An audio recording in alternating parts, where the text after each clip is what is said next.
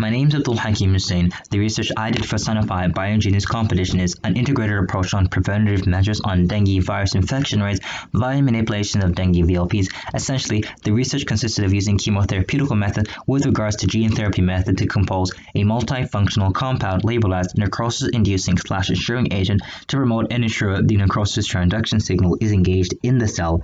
The research then stems itself with concepts attained from virus-like particle research to assemble a chimeric dengue drug vessel made using traditional VLP methods as well as gene therapy methods to act as a drug carrier for the Ni/Ea compound and help facilitate the fusion of the Ni/Ea compound in the cell model. Once the compound has fused past the cell membrane, the compound will incite a necrotic cell death through inducing genotoxic and cellular stress in the cell while engaging the interferon pattern recognition receptor pathway to induce an MLKL-reliant program necrosis response through a series of transduction signals and gene expressions. So in a nutshell, the research is about insinuating a necrotic cell death using a collage of past studies and methods in unison. In carrying out the theoretical research, I stumbled across the logical problem of exact sizing. Although most flavivirus can be used as drug surrogates, dengue virus is exceptionally small, and the Ni/Ea compound should be considerably big as it contains three major components in it.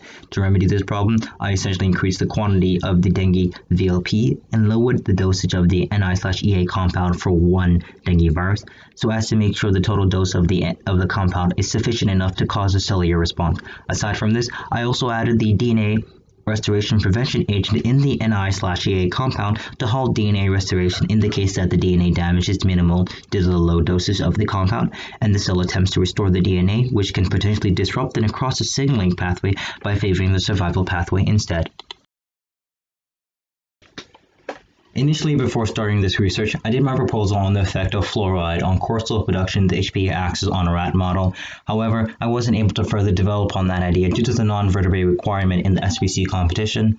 In spite of this, I wanted to base my research on something even remotely close to neurostudies but on a molecular level. After much research on neurodegenerative diseases, I came across the concept of necroptosis and its relation to diseases such as Alzheimer's disease and Parkinson's disease. I also came across the current research on potential necroptosis therapies for cancers, which generally spiked my interest. After contemplating on both research and making connections between necroptosis and viral research, I came to the conclusion of doing a dengue virus model research to answer the question, whether is it possible to self-induce necroptosis through fusion of a dengue virus vessel in a cell model.